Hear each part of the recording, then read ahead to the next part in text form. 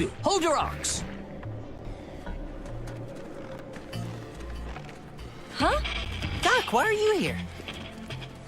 Worry not, all will be explained in time. Leave that Aragami there for a moment. Come with me. I have something to show you.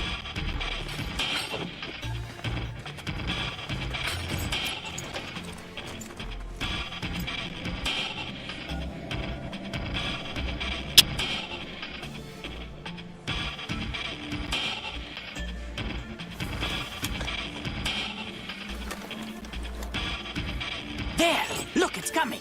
I knew it would!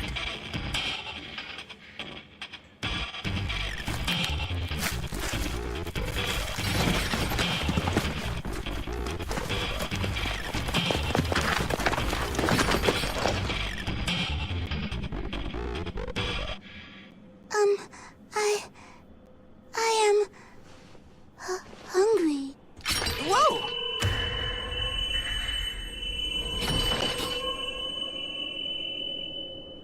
Welcome, welcome, good to see you.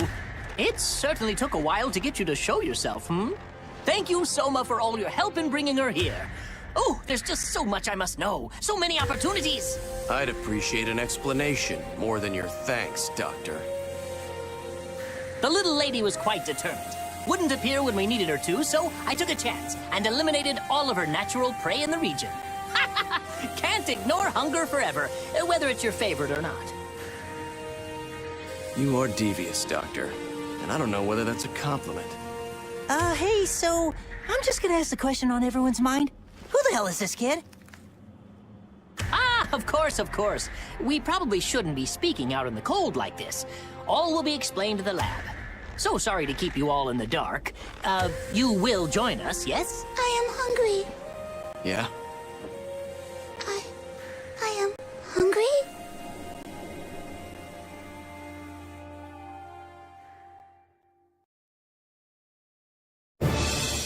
What? Did you just say what I think you just said you said? I can say it again, but I assure you, it will be no different. This is an Aragami. No way. No. What? How? Now, be at ease. I promise on my scientist's honor that this Aragami has no desire to eat you. Aragami are monsters, yes, and they all share a certain trait. We refer to it as their bias. You follow? It's an origami's coding. Their predatory nature. Our god arcs have the same thing. That's how they innately know to devour. Correct as usual, Alyssa.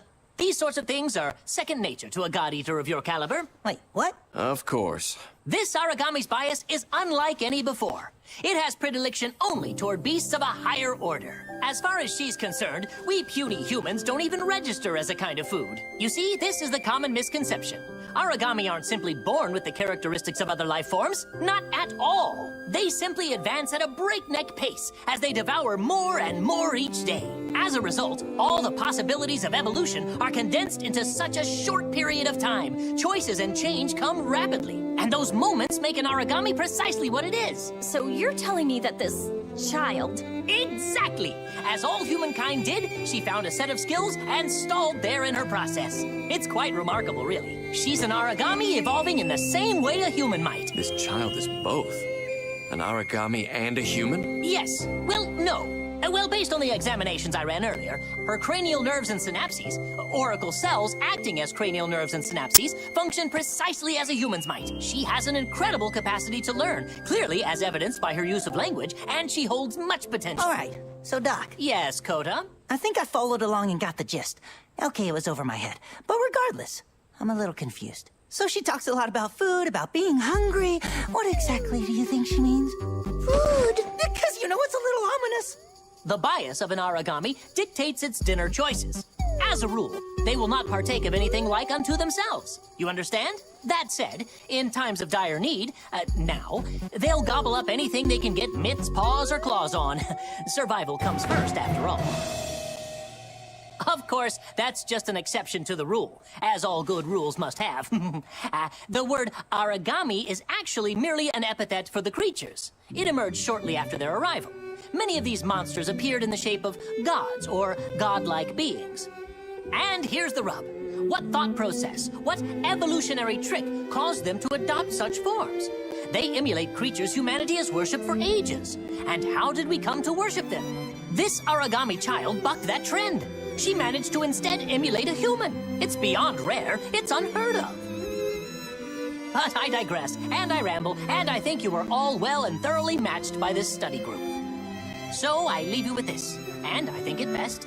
Let's keep this little secret amongst ourselves, No need to let the news get out and about.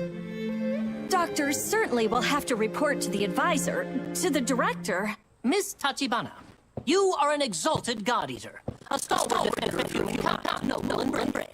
Do you need to tell your superiors that I, in your trust, stole our Aragami, smuggled her forward command, and planned to keep her?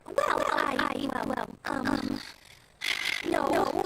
But why? Did I not mention that? I thought I mentioned that. Because she's a valuable sample. Simply perfect to further my own personal research. Nothing more, really. Very simple. Oh, fret not. I've taken great pains to ensure this section has unique communications and on-set security protocols. It's very safe. And I'm sure you wouldn't want anyone to pry into your, shall we say, private affairs, Miss Tachibana? Not to mention that you were already on the my accomplices. Best simply go along with yes? Yes. I am hungry. Most important, I believe the young girl needs some friends. I feel she will find a particular affection for you, Soma. You're out of your mind. She may play pretend well, but she is not a human, just an approximation. She's still a monster on the inside.